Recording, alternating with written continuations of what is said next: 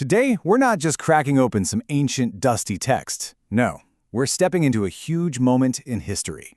We're on the plains of Moab, and we're about to listen in on a leader's last chance to shape the entire destiny of his people. All right, let's get into this.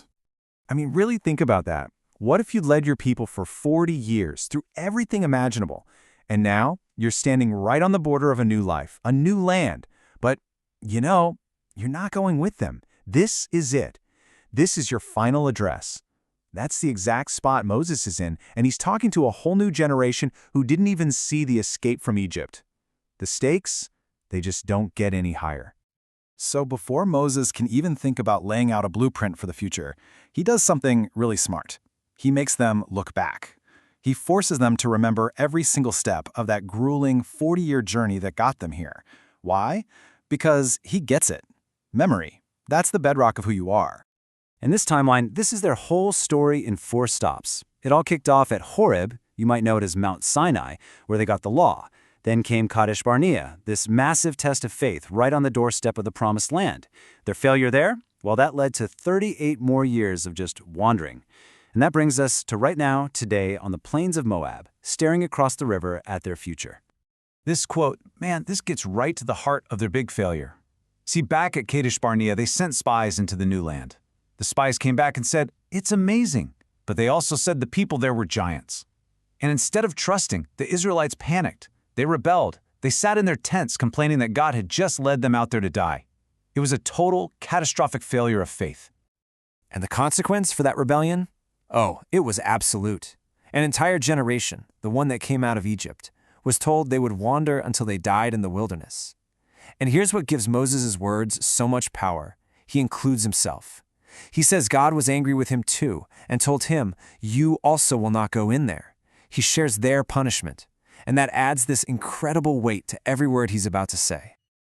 Okay, so with the past firmly established, Moses pivots. The rest of this speech isn't just some boring list of rules. Not at all.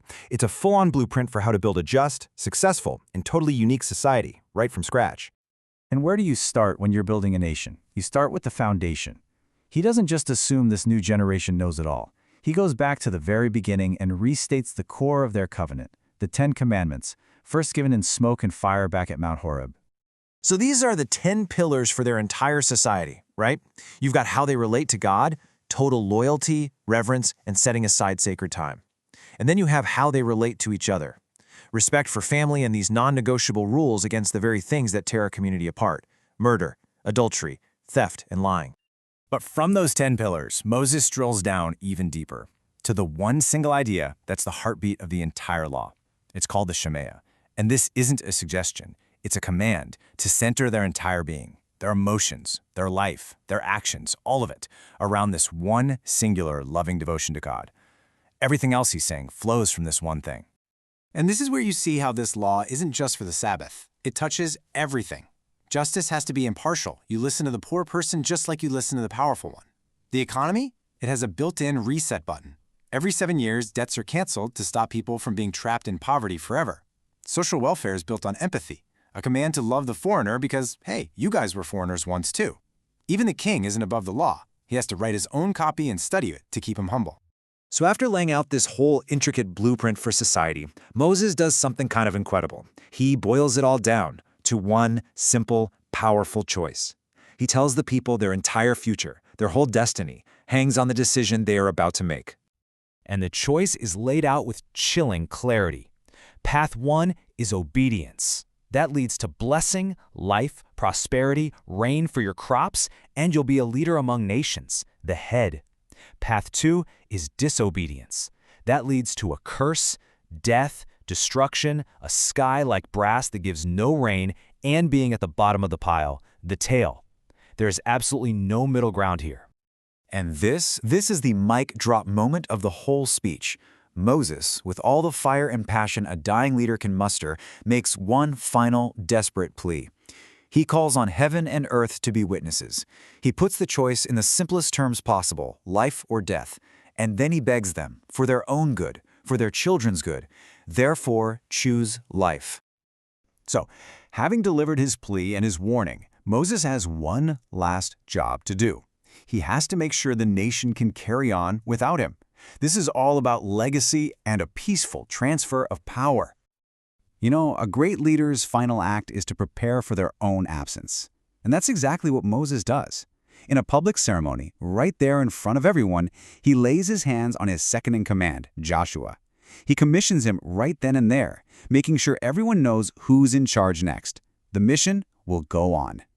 These are some of his final words, spoken to both Joshua and to all the people. It's this powerful message of courage, and it's all based on a divine promise. He's basically saying, look, your strength isn't about you. It's about God being with you. And that phrase, it becomes this foundational promise for the nation, repeated by leaders for generations. And then, with his work finally done, Moses' own story comes to a close. He was 120 years old, and the text makes a point of saying that even at that age, his vision was perfect and his strength was still there. He was fully alive right up to the very end.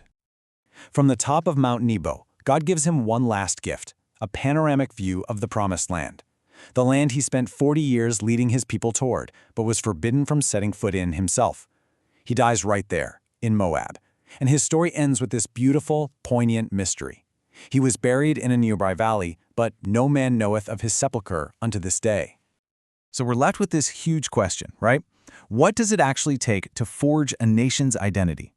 And if Deuteronomy is Moses' answer, it's this powerful mix of three things: a shared, honest memory of your past, a common moral code for your present, and a deep understanding that your choices have consequences for the future. It's a blueprint that's echoed through history, and it makes you wonder, what holds any of us together?